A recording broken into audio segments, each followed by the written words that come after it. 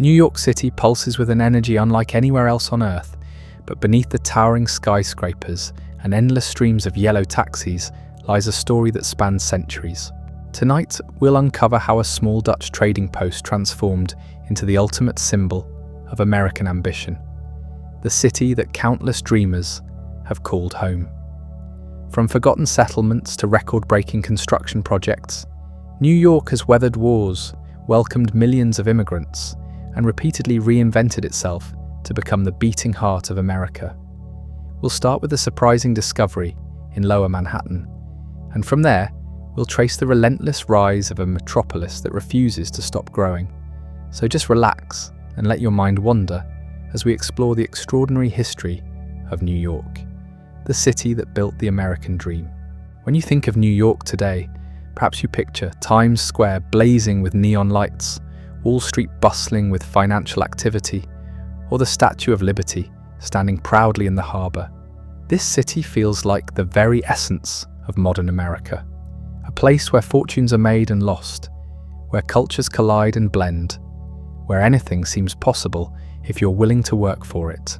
But long before the first European explorer ever glimpsed this coastline, the area we now call New York was already home to thriving communities. The landscape looked dramatically different then, covered in dense forests and pristine waterways that supported a rich ecosystem. It's fascinating to imagine that where millions of people now live and work, ancient communities once flourished in harmony with the natural world around them. The earliest inhabitants of this region were Native American peoples who had lived here for thousands of years. The Lenape, whose name means original people, were the primary inhabitants of what would become Manhattan and the surrounding areas. They called Manhattan Mannahatta, which likely meant island of many hills in their language. These communities were far from primitive. They had sophisticated social structures, extensive trade networks, and a deep understanding of their environment that allowed them to thrive for generations. The Lenape lived in seasonal settlements, moving between different locations throughout the year to take advantage of various resources. During warmer months, they might establish villages near the coastline to harvest shellfish and fish, while winter settlements were often located in more protected inland areas. Their knowledge of the land was extraordinary. They knew where to find the best materials for tools, which plants had medicinal properties, and how to manage the forests through controlled burning to encourage the growth of useful species. Trade was central to Lenape society, and their networks extended far beyond the immediate region. They exchanged goods like wampum, made from carefully crafted shell beads, with communities hundreds of miles away. These trade relationships weren't just economic, they were social and political connections that bound different groups together across vast distances. The first European to explore New York Harbor was likely Giovanni da Verrazzano, an Italian navigator sailing under the French flag. In 1524, he anchored his ship in what is now New York Harbor and spent several weeks exploring the area. Verrazzano was struck by the natural beauty of the region, describing it in glowing terms in his reports back to France. He encountered the Lenape people and noted their friendliness and the sophistication of their society. However, it would be another century before Europeans would establish any permanent presence in the area. The Dutch were the first to recognize the commercial potential of this region, particularly its strategic location and excellent natural harbour. In 1609, Henry Hudson, an English navigator working for the Dutch East India Company, sailed up the river that would later bear his name. Hudson was actually searching for a northwest passage to Asia, but instead he found something that would prove even more valuable in the long run. Hudson's detailed reports of his exploration sparked Dutch interest in the region. The Dutch were master traders and entrepreneurs, and they quickly recognized that this area could become a profitable trading post. The abundant fur-bearing animals in the region, particularly beavers, represented a potential gold mine for European markets, where fur was in high demand.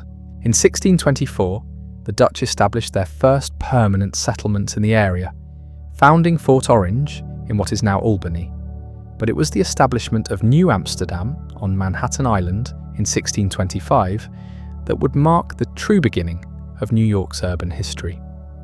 The Dutch West India Company, a powerful trading corporation, was given authority over this new colony and wasted no time in developing it as a commercial hub.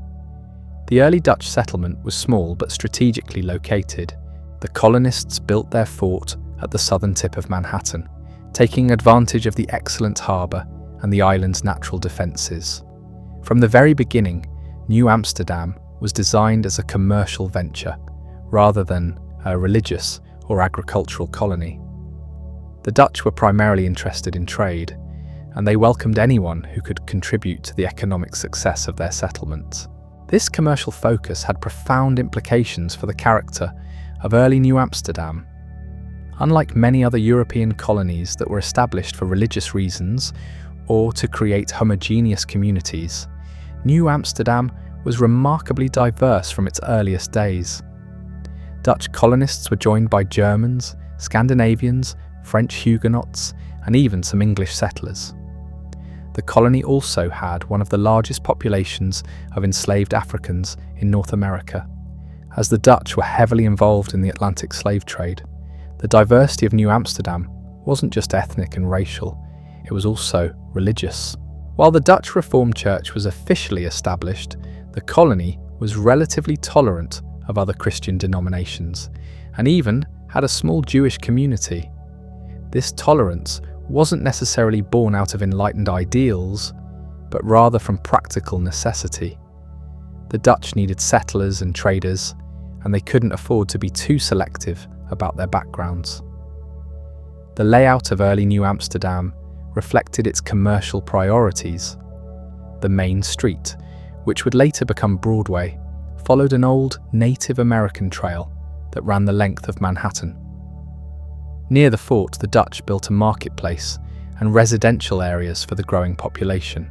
They also constructed a protective wall across the northern edge of the settlement, which would eventually give Wall Street its name. Trade was the lifeblood of New Amsterdam, and the colony quickly became a hub for commerce throughout the region. Dutch traders established relationships with Native American communities throughout the Hudson River Valley, exchanging European manufactured goods for furs and other local products. The colony also became an important stop for ships traveling between Europe and other parts of the Americas. The success of New Amsterdam attracted attention from other European powers, particularly the English. By the mid-17th century, the English had established colonies both north and south of New Amsterdam, and they were increasingly interested in gaining control of this strategically important territory. The Dutch colony represented a significant gap in English control of the North American coast, and its excellent harbour made it particularly valuable. In 1664, English ships appeared in New York Harbour, demanding the surrender of New Amsterdam. The Dutch governor, Peter Stuyvesant, wanted to fight, but the colonists were unwilling to resist. Many of them had already been considering the advantages of English rule, and they saw little point in a destructive battle. The transfer of power was remarkably peaceful, with the English taking control without firing a shot. The English renamed the colony New York in honour of the Duke of York, who would later become King James II. This change in control had significant implications for the development of the city. While the English maintained many of the Dutch institutions and practices that had made the colony successful, they also brought their own legal and political systems.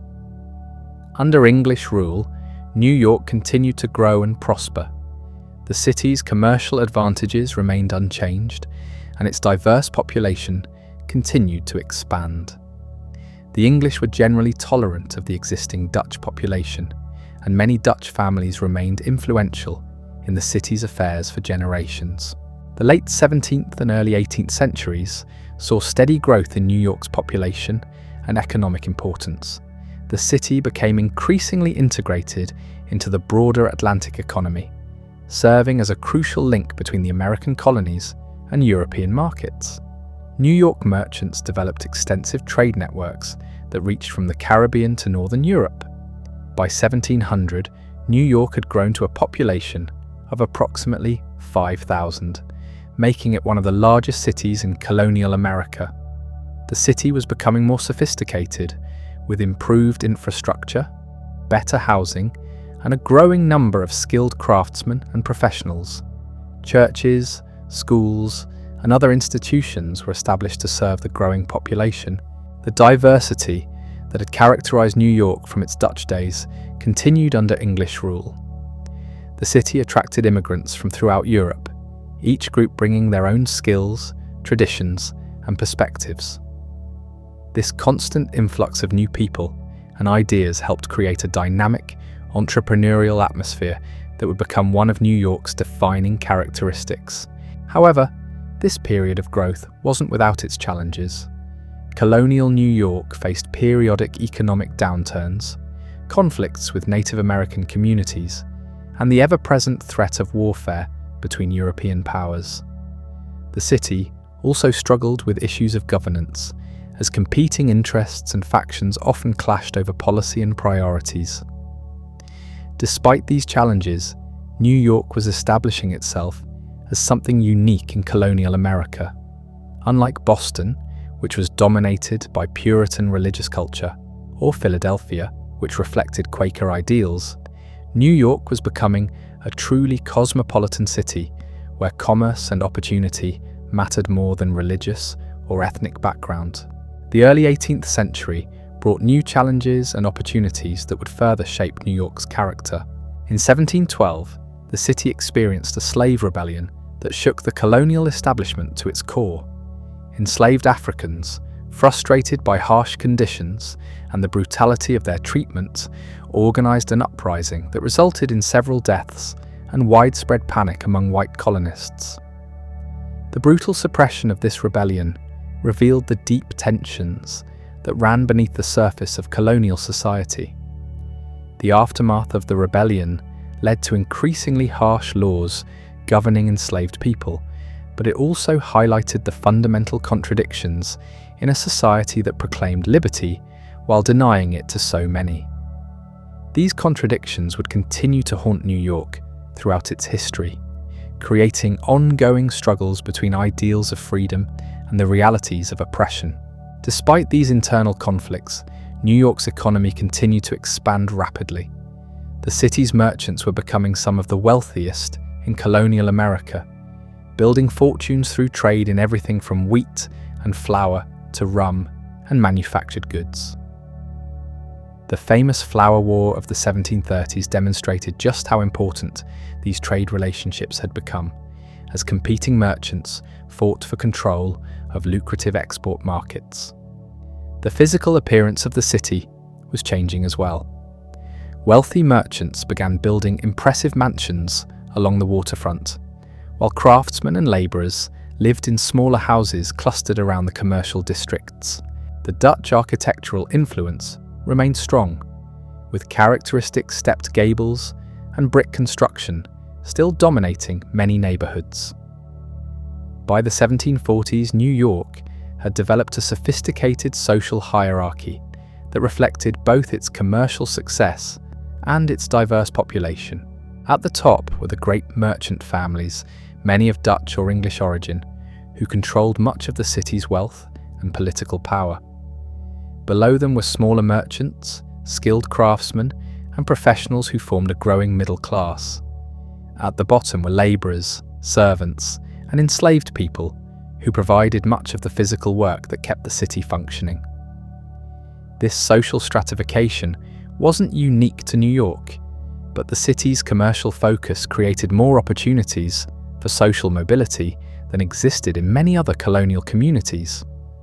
Successful merchants could rise from humble beginnings to positions of wealth and influence, while skilled craftsmen could establish profitable businesses and achieve respectable social status.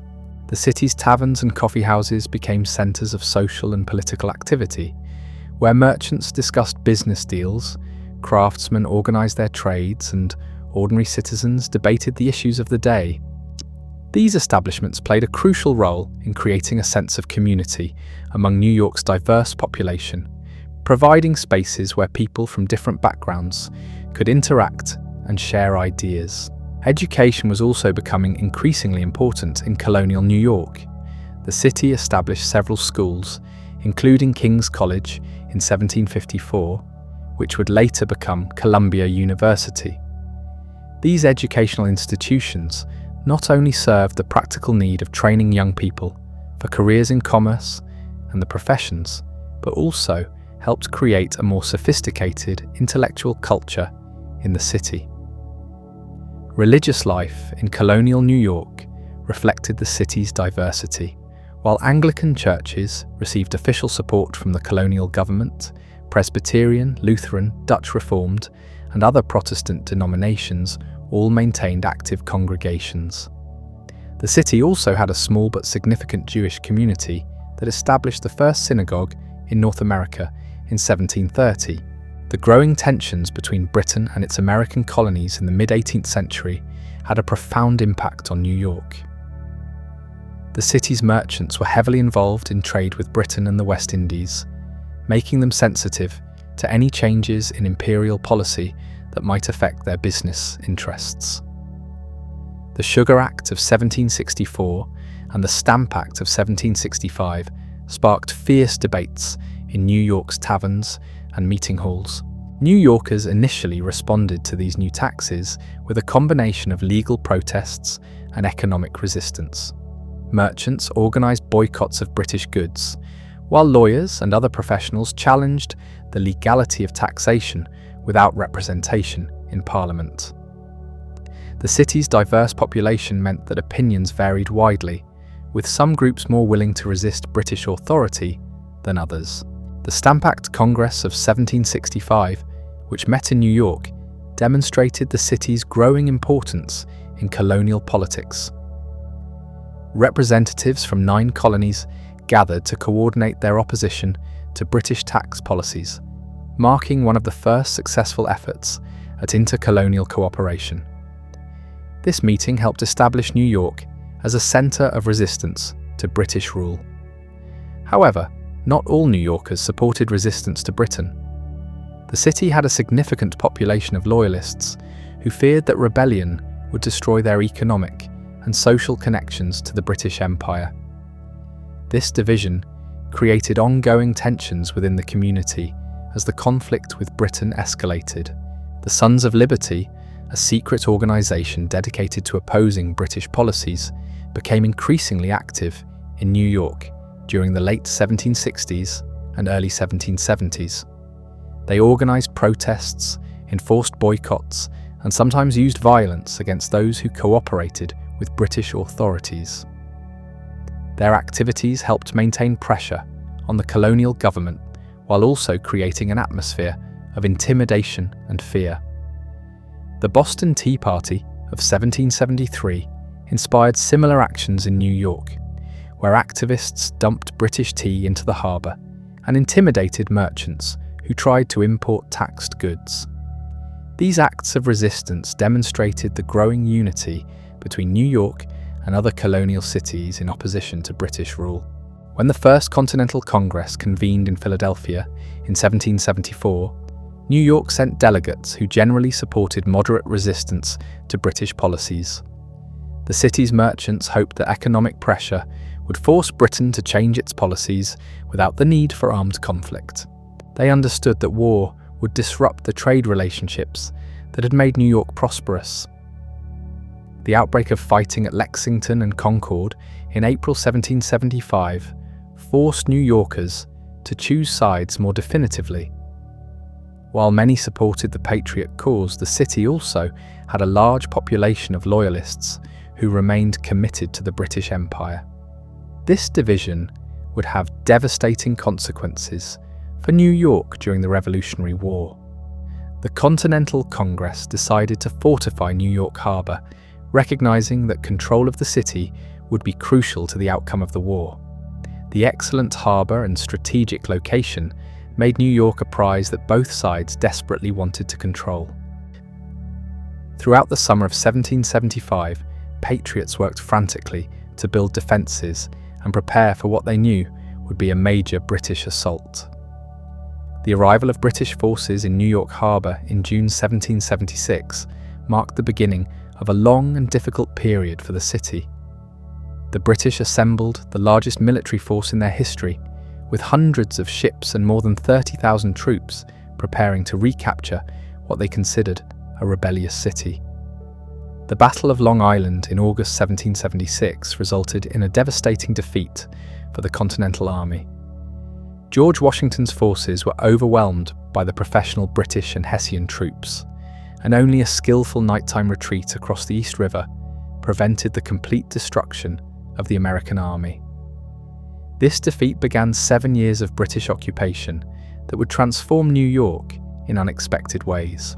Under British occupation, New York became a refuge for loyalists from throughout America. Thousands of people who had remained faithful to the Crown fled to the city, swelling its population and creating a unique wartime community. The British used New York as their primary base of operations, making it the most heavily fortified city in North America. The occupation years were difficult for many New Yorkers, but they also demonstrated the city's resilience and adaptability. Despite the disruptions of war, trade continued, businesses operated, and cultural life persisted. The city's taverns and theatres remained active, serving both British soldiers and civilian residents. The war years revealed both the fragility and the strength of New York's character. While British forces controlled the streets and harbour, they couldn't control the spirit of a city that had always thrived on diversity and change. The occupation created strange contradictions throughout the urban landscape. British officers attended elegant balls in mansions that had once belonged to patriot merchants, while in the same neighbourhoods, families struggled to find food and fuel. The city's physical appearance began to change during these years of military rule. The British constructed new fortifications and barracks, while many civilian buildings fell into disrepair. Churches were converted into hospitals and prisons, and the famous Trinity Church served as a makeshift shelter for refugees. The Great Fire of 1776, which broke out just days after the British occupation began, destroyed nearly a quarter of the city's buildings and left hundreds of families homeless. Despite these hardships, New York's commercial instincts never completely disappeared. Black market trade flourished as merchants found ways to profit from the military occupation. Some traders dealt directly with British commissaries, while others smuggled goods to patriot forces outside the city. The line between loyalty and profit often blurred in ways that would have been familiar to earlier generations of New York merchants. The enslaved population of the city found themselves in a particularly complex situation during the occupation. The British had promised freedom to any enslaved person who joined their forces, leading thousands to flee to British lines throughout the war. In New York, this created a substantial population of formerly enslaved people who had gained their freedom by supporting the Crown. These individuals worked as labourers, soldiers, and craftsmen for the British war effort, creating new communities within the occupied city. When the war finally ended in 1783, New York faced the enormous challenge of rebuilding both its physical infrastructure and its social fabric. The departing British took with them not only their military forces, but also thousands of loyalist civilians who feared retribution from returning patriots. Ships crowded the harbour as entire families abandoned homes and businesses they had built over generations. The evacuation was particularly traumatic for the formerly enslaved people who'd gained their freedom by supporting the British. Many chose to leave with the British forces rather than risk re-enslavement, creating one of the largest refugee movements in early American history. Some settled in Nova Scotia, others went to the Caribbean, and a few made their way to Sierra Leone in West Africa. For those who remained, the immediate post-war years brought both opportunities and challenges. The city needed to be rebuilt, creating work for carpenters, masons, and other skilled craftsmen. At the same time, the disruption of traditional trade relationships forced merchants to find new markets and develop new business strategies. The 1780s saw the gradual emergence of a new New York that combined elements of its colonial past with the realities of independence. The old Dutch and English merchant families who had survived the war resumed their positions of influence, but they were joined by newcomers who had gained wealth and status during the Revolutionary period. This mixing of old and new created a dynamic social environment that encouraged innovation and entrepreneurship. The establishment of the new federal government brought unexpected opportunities to New York. When the Constitutional Convention met in Philadelphia in 1787, New York's delegates played crucial roles in shaping the new nation's structure. Alexander Hamilton, who had made New York his home after immigrating from the Caribbean, became one of the most influential voices in favor of a strong federal government. The decision to locate the nation's first capital in New York transformed the city once again. Federal Hall, where George Washington was inaugurated as the first president in 1789, became the center of national political activity. Congressmen, senators, diplomats, and government officials crowded into the city, creating new demands for housing, entertainment, and services. This period as the national capital, though brief, had lasting effects on New York's development. The city gained prestige and political connections that would prove valuable long after the capital moved to Philadelphia and then Washington. More importantly, the experience of hosting the federal government reinforced New York's role as a place where important decisions were made and significant events unfolded. The city's population began growing rapidly in the 1790s as immigrants arrived from Europe and migrants moved in from other parts of America. The French Revolution sent waves of refugees across the Atlantic, many of whom settled in New York. At the same time, economic opportunities in the city attracted ambitious young people from New England, the Mid-Atlantic, and even the South. This population growth put enormous pressure on the city's infrastructure and housing supply. New neighborhoods began developing north of the original colonial settlement, and the street grid that had worked adequately for a smaller city became increasingly inadequate. Traffic congestion, waste disposal, and water supply all became serious problems that required innovative solutions. The yellow fever epidemics of the 1790s revealed both the dangers of rapid urban growth and the resilience of New York's communities. When disease struck, wealthy residents fled to the countryside, while poorer inhabitants had no choice but to remain. Yet the city's merchants, craftsmen, and laborers found ways to support each other through these crises, creating networks of mutual aid that transcended ethnic and religious differences. Banking and finance were becoming increasingly important to New York's economy during this period. The establishment of the Bank of New York in 1784 and the creation of a stock exchange in 1792 marked the beginning of the city's transformation into America's financial center. These institutions attracted capital from throughout the country and created new opportunities for investment and speculation. The success of New York's financial sector was closely tied to the city's continued dominance in trade. The harbor remained one of the busiest in America, handling goods from Europe, the Caribbean, and the growing interior of the continent. Merchant houses developed sophisticated networks that connected New York to markets around the world. Cultural life in post-revolutionary New York reflected the city's growing sophistication and confidence. The Park Theatre, which opened in 1798, became a center of entertainment that attracted both local audiences and visiting performers from Europe. Libraries, museums, and literary societies provided venues for intellectual exchange and cultural development. The city's newspapers played crucial roles in both local politics and national debates. Publications like the New York Evening Post and the American Citizen provided forums for discussing everything from municipal improvements to foreign policy.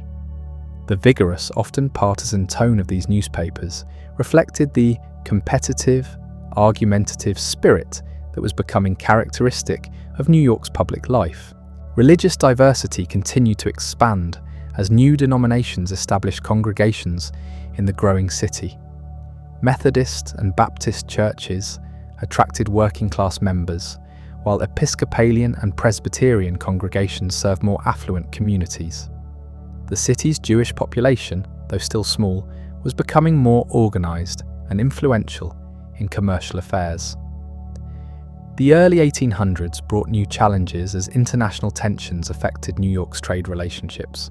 The Napoleonic Wars in Europe created both opportunities and dangers for American merchants, while deteriorating relations with Britain threatened to disrupt the Atlantic trade that remained central to the city's economy.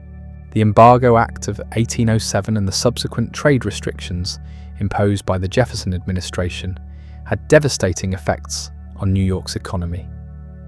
Merchants who had built their fortunes on international commerce found their ships idle and their warehouses empty.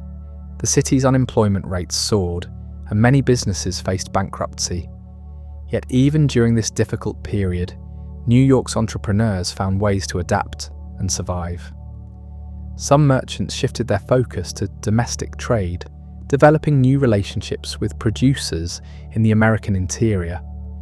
Others invested in manufacturing, taking advantage of the protection from foreign competition that the embargo inadvertently provided. The War of 1812 brought additional challenges as British naval forces once again threatened New York Harbor.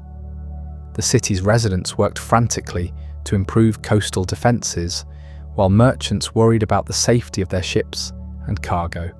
The war disrupted trade relationships that had taken decades to develop and forced another painful period of economic adjustment. However, the end of the war in 1815 ushered in a new era of unprecedented growth and prosperity.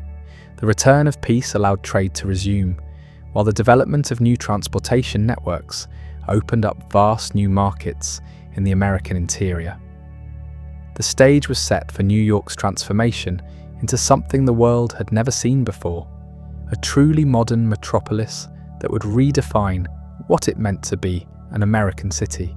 The construction of the Erie Canal, which began in 1817, represented one of the most ambitious infrastructure projects in American history. This engineering marvel would connect New York Harbor to the Great Lakes, creating a water route that would make the city the gateway to an entire continent. The canal's completion would trigger changes so profound that they would reshape not just New York, but the entire American economy. As the 1820s dawned, New York stood on the threshold of greatness. The small Dutch trading post of 2 centuries earlier had evolved into a complex, dynamic city that combined old-world sophistication with new-world energy. The challenges ahead would test every aspect of the city's character, but the foundations had been laid for what would become one of history's most remarkable urban success stories. The completion of the Erie Canal in 1825 marked a turning point that would forever change New York's destiny.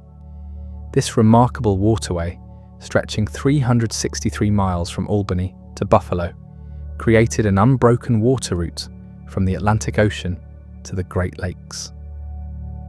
The impact was immediate and dramatic. Goods that had once taken weeks to transport by wagon could now move by barge in just days, at a fraction of the cost.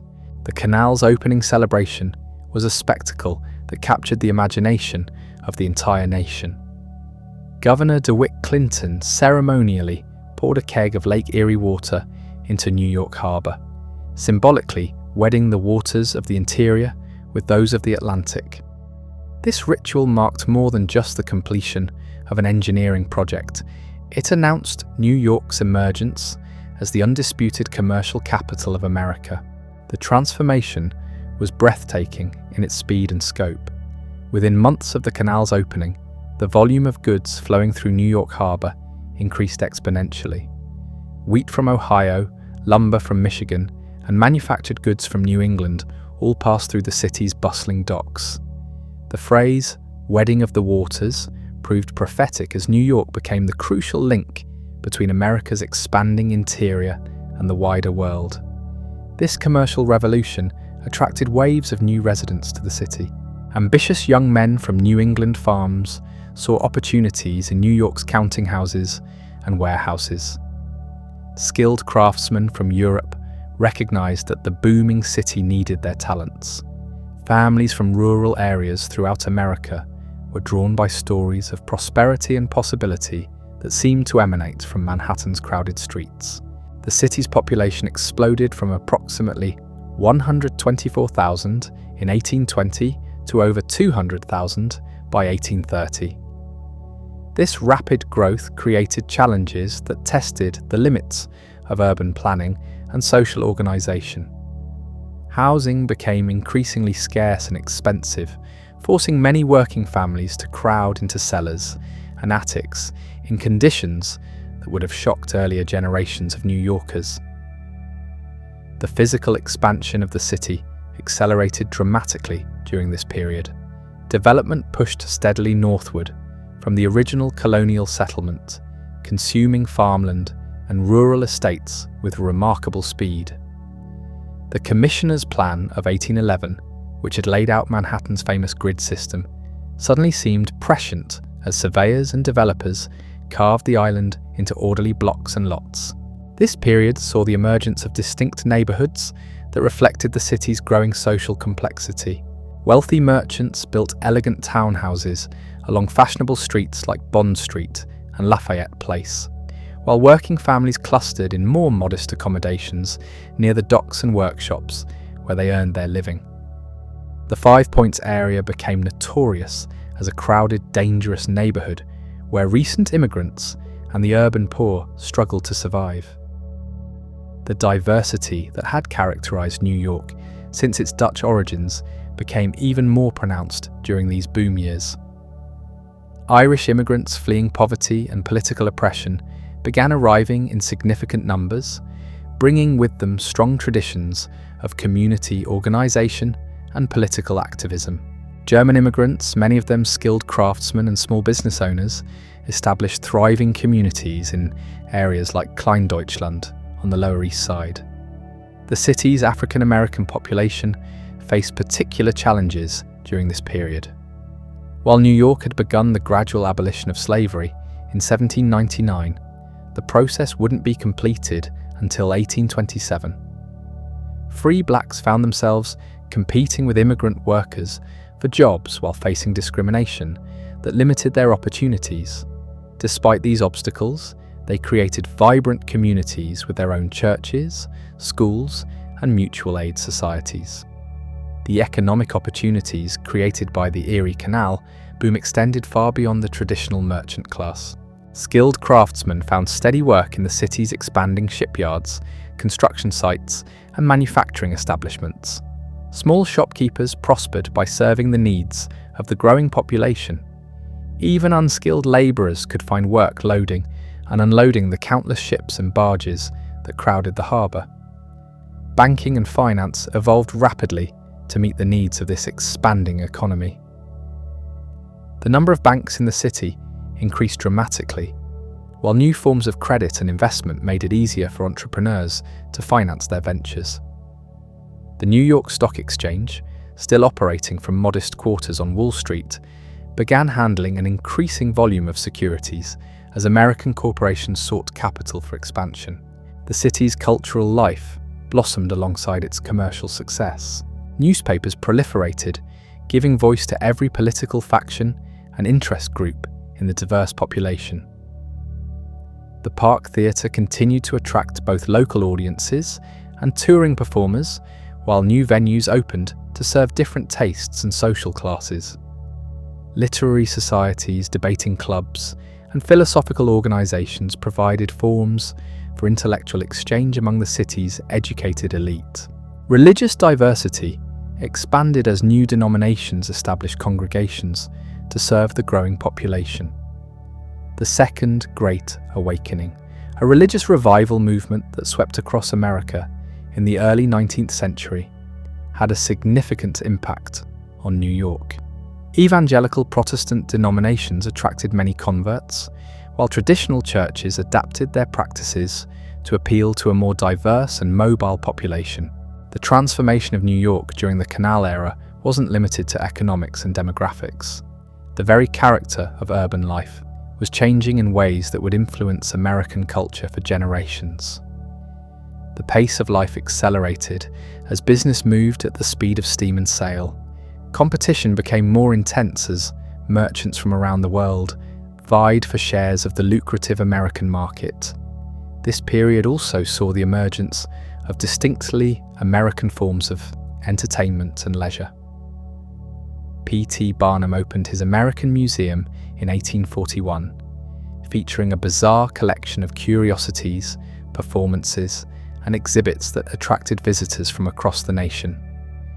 The museum's success reflected New York's growing role as a center of popular culture and mass entertainment. The city's taverns and oyster houses became legendary gathering places where business deals were negotiated, political alliances formed, and social relationships developed. These establishments served as informal centers of community life, bringing together people from different backgrounds and creating the kind of mixing that made New York unique among American cities. Transportation within the city became increasingly important as it grew larger and more complex.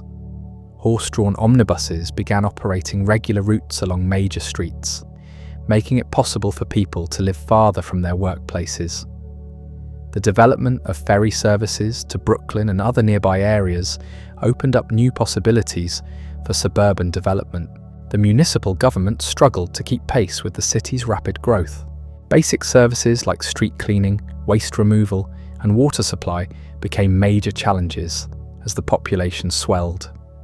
The city's volunteer fire companies, many of them associated with particular ethnic or political groups, provided essential services, while also serving as centers of neighborhood identity and political organization. Public health emerged as a critical concern during this period of rapid urbanization. Cholera epidemics in 1832 and 1849 killed thousands of New Yorkers and revealed the dangers of overcrowding and poor sanitation. These crises spurred efforts to improve public health measures, though progress was often slow and uneven. The question of slavery continued to create tensions within the city, despite New York State's gradual emancipation. Many of the city's merchants had economic ties to the South through cotton trading and shipping, creating complex relationships with the institution of slavery. At the same time, New York became a center of abolitionist activity, with organizations like the American Anti-Slavery Society establishing their headquarters in the city. The Mexican-American War of 1846 to 1848 had significant effects on New York's economy and society. The city's manufacturers supplied uniforms, weapons, and other military equipment, while its merchants financed much of the war effort. The victory brought vast new territories into the United States, creating new markets for New York's goods and services. Immigration continued to accelerate throughout the 1840s as political upheavals in Europe sent new waves of refugees to American shores. The Irish potato famine brought hundreds of thousands of desperate immigrants to New York's docks, many of them arriving with nothing but the clothes on their backs. German political refugees from the failed revolutions of 1848 added another significant group to the city's diverse population. These new immigrants faced enormous challenges as they tried to establish themselves in an increasingly competitive urban environment. Language barriers, cultural differences, and economic desperation made them vulnerable to exploitation by unscrupulous employers and landlords. Many found themselves trapped in a cycle of poverty that would persist for generations. Yet the immigrant communities also brought tremendous energy and creativity to the city. Irish workers built much of the infrastructure that supported New York's growth, from streets and sewers to churches and schools. German immigrants established thriving businesses and cultural institutions that enriched the city's intellectual and artistic life. The 1850s brought new challenges as sectional tensions over slavery began to tear the nation apart. New York's complex relationship with the South created divisions within the city itself. While many merchants feared that conflict would disrupt their profitable trade relationships, others believed that the city's future lay with the expanding free territories of the West. The Compromise of 1850, which included the controversial Fugitive Slave Act, created particular tensions in New York. The law required citizens to assist in the capture and return of escaped slaves, putting the city's large population of free blacks at risk. Underground railroad activities increased as abolitionists worked to help escaped slaves reach safety in Canada. The opening of Central Park in the 1850s represented a new vision of urban life that reflected the city's growing sophistication and wealth. Frederick Law Olmsted and Calvert Vaux designed the park as a democratic space where all classes could enjoy the benefits of nature and recreation. The park's creation required the displacement of several established communities, including Seneca Village, a prosperous African-American settlement. By the end of the 1850s, New York had established itself as America's most important city. Its population had grown to over 800,000, making it larger than many entire states. The port handled more than half of the nation's imports and exports, while the city's financial institutions controlled much of the capital needed for America's continued expansion. The approaching Civil War would test New York in ways that its residents could hardly imagine. The city's complex relationship with both North and South, its diverse population, and its central role in the national economy would all be challenged by the coming conflict. Yet the foundations had been laid for the city to emerge from the war stronger than ever, ready to embrace its destiny as America's greatest metropolis. The stage was set for the most dramatic chapter yet in New York's remarkable story. The small Dutch trading post had become a bustling American city, but even greater transformations lay ahead. The Civil War would bring both crisis and opportunity, setting the stage for New York's emergence as a truly global city that would influence events far beyond America's shores. The outbreak of the Civil War in April 1861 placed New York in an extraordinarily complex position. The city's merchants had built fortunes on trade with the southern states, shipping cotton to European markets and supplying manufactured goods to southern planters. When Confederate forces fired on Fort Sumter, these lucrative commercial relationships suddenly became treasonous activities that could destroy careers and bankrupt entire firms. The initial response in New York was far from unanimous support for the Union cause. Many prominent businessmen feared that war would devastate the economy they had worked so hard to build.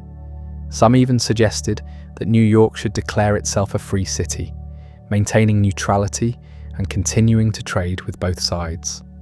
This idea reflected the cosmopolitan, profit-driven mentality that had always characterized the city, but it quickly proved untenable as national emotions ran high. Mayor Fernando Wood, a controversial figure who had built his political career on appealing to the city's working-class immigrants, initially supported the idea of New York seceding from the Union to preserve its commercial relationships. His proposals shocked many residents and demonstrated just how divided the city had become. However, as the reality of war set in, even Wood was forced to abandon this radical position. The transformation of New York's attitude toward the war was remarkably swift once it became clear that neutrality was impossible. The business community, always pragmatic, quickly recognized that their long-term interests lay with the Union. Northern victory would preserve the national market that had made New York prosperous, while Southern independence would create a rival commercial power that could threaten the city's dominance. The war brought immediate changes to daily life throughout the city. Young men enlisted in volunteer regiments, often organized by neighborhood, ethnic group, or trade association. The 7th Regiment, composed largely of wealthy young men from prominent families, became a symbol of elite support for the Union cause. Irish and German immigrants formed their own units, seeing military service as a way to prove their loyalty to their adopted country.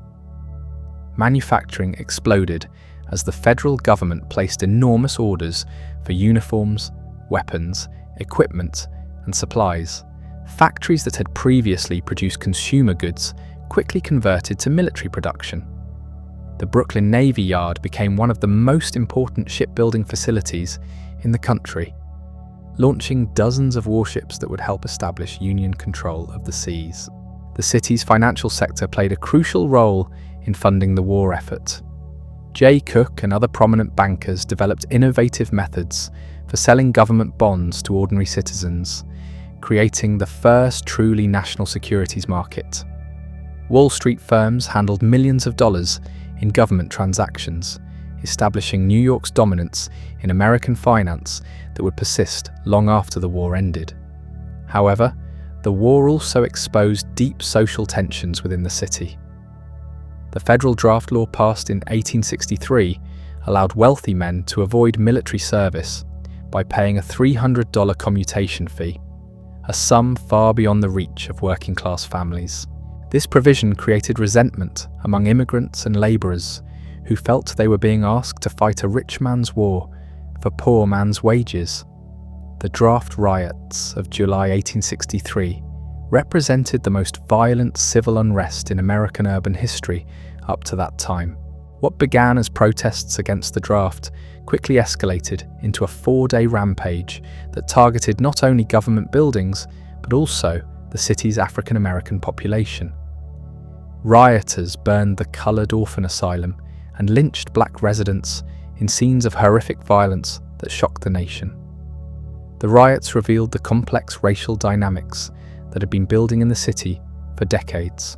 Many white workers feared that freed slaves would migrate north and compete for jobs, driving down wages and working conditions. These economic anxieties, combined with ethnic tensions and class resentments, created a volatile mixture that exploded into deadly violence. Federal troops had to be recalled from the battlefield at Gettysburg to restore order in New York. The intervention of military forces marked a turning point in the city's relationship with the federal government. Never again would New York challenge national authority so directly, and the experience reinforced the city's integration into the broader American political system. The aftermath of the riots brought soul-searching and reform efforts throughout the city. Religious leaders, social reformers, and political figures worked to address the underlying causes of the violence. New institutions were created to serve the African American community, while efforts were made to improve conditions for working-class families of all backgrounds. Women played increasingly important roles in the city's war effort, taking jobs in factories and offices that had previously been reserved for men. The United States Sanitary Commission, headquartered in New York, coordinated relief efforts for Union soldiers and demonstrated the organizational capabilities of middle-class women. These experiences would later contribute to the growth of women's rights movements in the post-war period. The city's cultural institutions adapted to wartime conditions while maintaining their important social functions. Theatres presented patriotic dramas and variety shows designed to boost morale, while newspapers provided extensive coverage of military campaigns and political developments. The Illustrated Weekly Harper's, published in New York, became one of the most influential publications in the country through its war coverage and editorial commentary. Immigration continued throughout the war years, though at reduced levels compared to the previous decade. Many new arrivals were quickly recruited into the Union Army, seeing military service as both an economic opportunity and a path to full acceptance in American society. The experience of fighting for the Union created bonds between immigrant communities and their adopted country that would influence American politics for generations. The Port of New York remained crucial to the Union war effort, handling supplies for the military while also maintaining commercial relationships with European allies. British and French ships regularly called at the harbour, carrying diplomatic correspondence and luxury goods for the city's elite. The presence of foreign vessels created occasional diplomatic incidents, particularly when Confederate agents attempted to use neutral ships for intelligence activities. Technological innovations accelerated during the war years as military needs drove rapid development in communications, transportation, and manufacturing. The completion of the transcontinental telegraph in 1861 made New York the communication hub for the entire continent, while improvements in railroad technology strengthened the city's connections to the Western territories.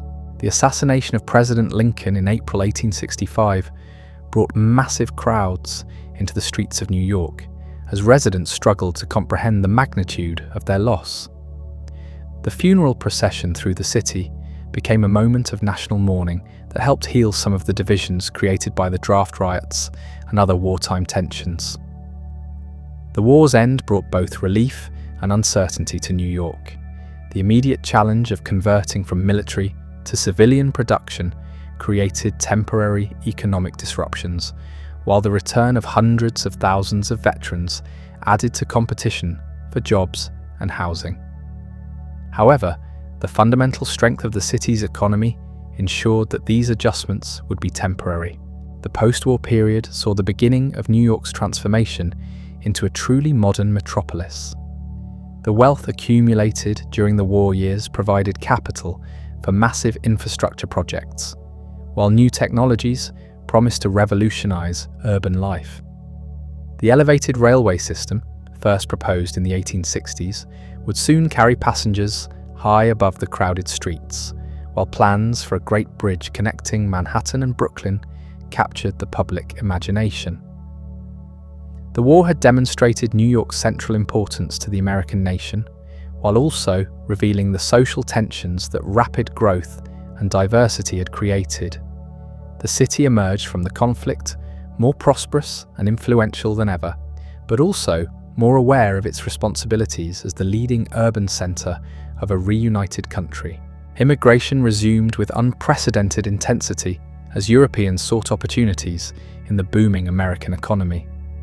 The completion of the Transcontinental Railroad in 1869 created new connections between New York and the Pacific coast, while the opening of the Suez Canal reduced travel times to Asia and expanded global trade opportunities.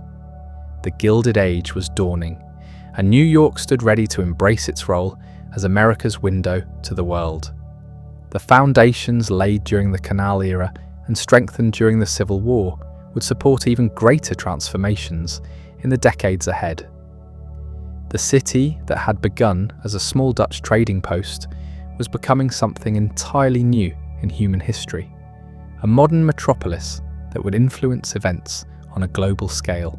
The challenges ahead would test every aspect of New York's character and capabilities. Massive immigration, technological revolution, and social upheaval would reshape the city in ways that its residents could hardly imagine. Yet the entrepreneurial spirit, cultural diversity, and adaptability that had always characterized New York would prove equal to these new challenges, creating the foundation for the greatest urban success story in American history. Story in American history. The decades following the Civil War unleashed forces of change that would transform New York beyond recognition. The 1870s brought what Mark Twain would famously call the Gilded Age, an era of unprecedented wealth creation, alongside crushing poverty, technological marvels, alongside social upheaval. New York found itself at the epicenter of these contradictions, becoming both a symbol of American achievement and a laboratory for the challenges of modern urban life. The completion of the Brooklyn Bridge in 1883 stands as perhaps the most powerful symbol of this transformative period. When construction began in 1870, many considered the project impossible, a dangerous folly that would never succeed. The East River had defeated previous attempts at spanning its treacherous waters, and critics argued that no structure could withstand the enormous forces involved. Yet John Augustus Roebling's revolutionary design, carried forward by his son Washington after the elder Roebling's death, represented something entirely new in human engineering. The bridge's construction became a drama that captivated the entire nation. Workers descended into underwater chambers called caissons, risking their lives in compressed air environments that scientists barely understood. Many suffered from decompression sickness, then known as caisson disease, while others died in explosions or accidents. Washington Roebling himself became partially paralyzed from the condition, leaving his wife Emily to oversee much of the construction in an era when women were rarely involved in such technical endeavors. When the bridge finally opened, it was more than just a transportation link between Manhattan and Brooklyn. The Gothic towers soared higher than any structure in the Western Hemisphere, while the steel cable suspension system represented a quantum leap in engineering capability. Walking across the bridge became a pilgrimage for visitors from around the world who came to witness what many considered the eighth wonder of the modern age. The bridge's completion coincided with massive changes in how New Yorkers moved around their expanding city. The elevated railway system, begun in the 1870s, created a network of steam-powered trains that thundered along elevated tracks high above the congested streets. These Ls opened up new areas for development while creating their own problems of noise, smoke, and shadows that darkened the neighborhoods below. The construction of these transportation networks required enormous amounts of capital, creating opportunities for a new class of financiers and industrialists who would come to dominate American economic life.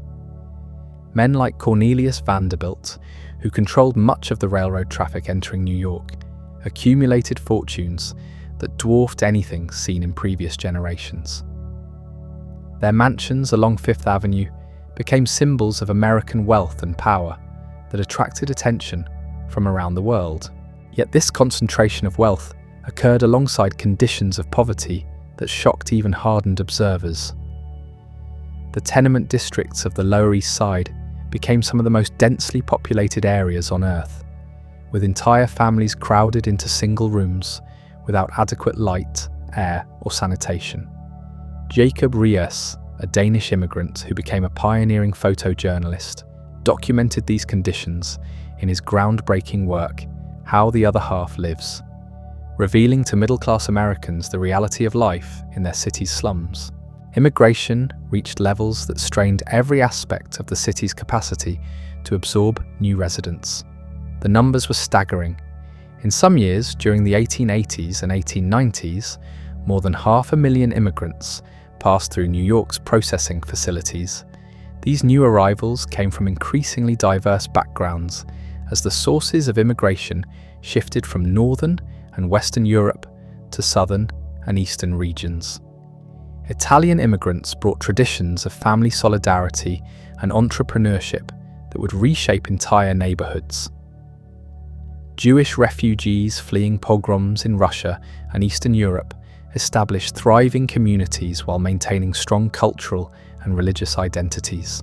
Chinese immigrants, despite facing severe legal restrictions and social hostility, created vibrant enclaves that served as gateways for later arrivals from Asia.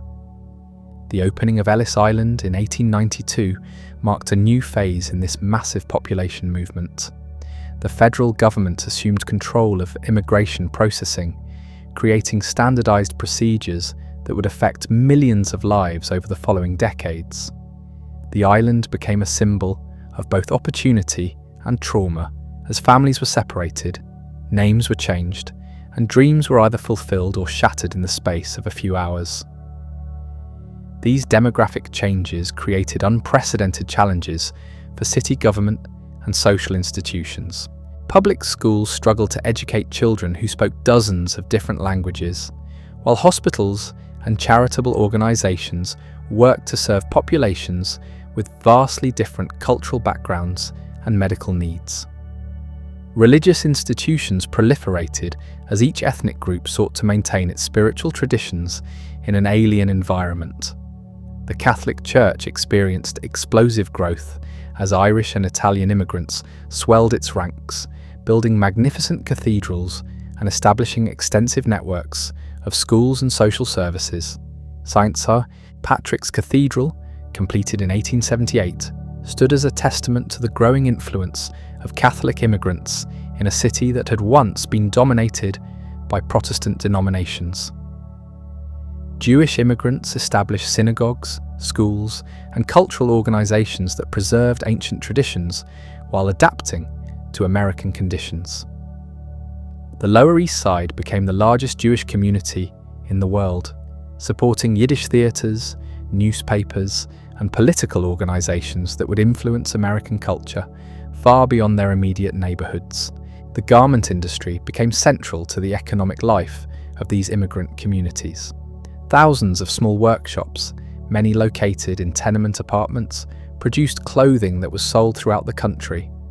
The system created opportunities for entrepreneurial immigrants, while also generating brutal working conditions that would eventually spark labor organizing and reform movements. The Triangle Shirtwaist Factory fire of 1911 would later expose the dangers of these industrial conditions when 146 workers, mostly young immigrant women, died in a blaze that could have been prevented with basic safety measures. The tragedy galvanized reform efforts and demonstrated the human cost of unregulated industrial growth. Labor organizing became increasingly important as workers sought to improve their conditions and wages. The Knights of Labor, founded in Philadelphia but with strong support in New York, advocated for broad social reforms, including the 8-hour workday and equal pay for equal work regardless of gender or race. Their vision of industrial democracy challenged the assumptions of laissez-faire capitalism that dominated American economic thinking. The Great Railroad Strike of 1877 brought these tensions to a head when work stoppages spread across the country in response to wage cuts and deteriorating working conditions. In New York, sympathetic demonstrations and occasional violence revealed the depth of working-class anger, while also frightening middle-class residents who feared social revolution. Political machines adapted to serve the needs of these diverse immigrant communities, while also creating systems of corruption that would plague the city for decades. Tammany Hall, the Democratic organization that controlled much of New York's politics, provided services and assistance to new immigrants in exchange for electoral support. While critics condemned the machine's corruption, it also served as a crucial mediating institution that helped integrate diverse populations into American political life. Boss Tweed became the most notorious symbol of this system when investigations revealed the enormous scope of his organization's theft from the city treasury. The Tweed Ring's corruption shocked the nation and sparked reform movements that sought to create more professional, efficient city government. Yet Tammany Hall survived these scandals and continued to play important roles in city politics well into the 20th century. The cultural life of the city exploded with energy and creativity as different traditions mixed and influenced each other. Vaudeville theatres provided entertainment that appealed to diverse audiences, while ethnic newspapers kept immigrant communities connected to events in their homelands. The Metropolitan Opera House, which opened in 1883, established New York as a major centre of high culture that could rival European capitals. Central Park became increasingly important as a democratic space where all classes and ethnic groups could mingle, though social conventions still maintained many boundaries. The park's designers had envisioned it as a civilizing influence that would educate working-class immigrants in proper behavior and American values. While this paternalistic vision was never fully realized, the park did provide crucial open space in an increasingly crowded city. Technological innovations continued to reshape urban life in ways both dramatic and subtle. The introduction of electric lighting transformed the rhythm of city life, making it possible for businesses and entertainment venues to operate well into the evening. Thomas Edison's Pearl Street Station, which began operating in 1882, provided electricity to a small area of Lower Manhattan and demonstrated the potential of this revolutionary technology. The telephone, invented by Alexander Graham Bell in 1876, began connecting New York businesses and wealthy residences in an early communications network that would eventually span the continent. These new technologies required massive infrastructure investments that created opportunities for some entrepreneurs while destroying the livelihoods of others. The expansion of department stores revolutionized retail commerce and created new forms of urban experience. Stores like Macy's and Lord & Taylor offered vast selections of merchandise under a single roof, while their elaborate window displays became forms of public entertainment. These establishments employed thousands of workers, many of them young women who gained new economic independence through their wages. The rise of professional journalism created new ways of understanding and participating in urban life. Newspapers competed fiercely for readers, developing sensational reporting styles that would later be called yellow journalism. Publishers like Joseph Pulitzer and William Randolph Hearst built media empires that influenced public opinion on everything from local politics to international affairs. The development of professional police and fire departments represented efforts to create order and safety in the rapidly growing city. However, these institutions also reflected and enforced social hierarchies that often disadvantaged immigrant and working-class communities. Police corruption became a persistent problem as officers supplemented their modest salaries through various forms of graft and extortion.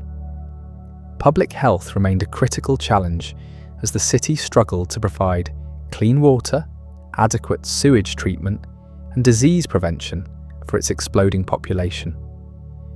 Cholera and typhoid outbreaks periodically reminded residents of their vulnerability, while infant mortality rates in tenement districts remained shockingly high throughout this period.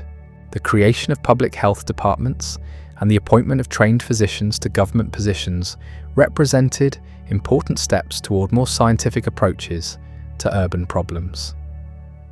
However, progress was often slow and uneven as political considerations interfered with public health measures. By the 1890s, New York had established itself as America's undisputed urban leader, but the challenges of managing such rapid growth and change were becoming increasingly apparent. The city's success in absorbing millions of immigrants while maintaining economic dynamism impressed observers around the world, yet the social costs of this transformation were enormous. The approaching 20th century would bring new technologies, new forms of organization, and new challenges that would test everything New Yorkers had learned about urban life. The foundations laid during the Gilded Age would support even more dramatic changes ahead, but the essential character of the city as a place where diverse peoples came together in pursuit of opportunity would remain constant. The stage was set for New York's emergence as a truly global metropolis, a city whose influence would extend far beyond America's borders. The small Dutch trading post had become something unprecedented in human history, a modern urban centre that combined enormous scale with remarkable diversity, creating possibilities that previous generations could never have imagined. The dawn of the 20th century found New York poised to enter its most transformative era yet.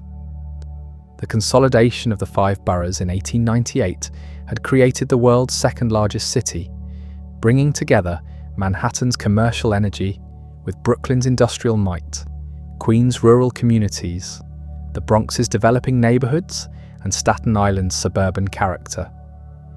This Greater New York represented something entirely new in urban organization, a metropolitan area that stretched across multiple islands and mainland territories, while maintaining a unified government structure. The subway system, which began construction in 1900, would prove even more revolutionary than the elevated railways that had preceded it. The Interborough Rapid Transit Company's first line running from City Hall to 145th Street, opened in 1904 to enormous fanfare and immediate success. Within hours of opening, hundreds of thousands of New Yorkers were experiencing underground travel that moved them across the city at unprecedented speeds. The psychological impact of the subway was as important as its practical benefits. For the first time in the city's history, working-class families could live in neighborhoods far from their jobs while still maintaining reasonable commutes. The Bronx and Outer Brooklyn began developing rapidly as subway lines extended into previously rural areas, creating new communities that combined urban convenience with suburban space. The construction of these underground tunnels required engineering innovations that pushed the boundaries of what was possible. Workers labored in dangerous conditions beneath the city's streets, dealing with unstable soil, underground streams, and the constant risk of cave-ins. The project consumed enormous amounts of concrete and steel, while creating thousands of jobs for immigrant workers who were building the infrastructure of their adopted city. Immigration continued at levels that staggered contemporary observers. Ellis Island processed over 1 million newcomers in 1907 alone, with peak days seeing more than 11,000 people passing through the facility's Great Hall. These numbers represented not just statistics, but individual stories of hope, desperation, and determination, as families left everything behind in pursuit of American opportunities. The Lower East Side became the most densely populated area in the world during this period, with some blocks housing more than 3,000 people per acre. Tenement buildings rose to maximum legal heights, while entrepreneurs carved additional living spaces from cellars, attics, and any other available area. The human density created conditions that challenged every assumption about urban life and forced innovations in everything from waste disposal to fire prevention. From the ancient Lenape settlements to the gleaming towers that pierce today's skyline, New York's story is one of relentless transformation and boundless possibility. This remarkable metropolis rose from a modest Dutch trading post to become the epicenter of the American dream, absorbing wave after wave of newcomers who brought their hopes, talents, and determination to its bustling streets. Through wars and prosperity, disasters and triumphs, the city that never sleeps has proven that diversity isn't just its strength, but its very essence. As we've seen, New York didn't just grow, it evolved, adapted, and reinvented itself at every turn, becoming the living embodiment of what America could achieve when ambition meets opportunity.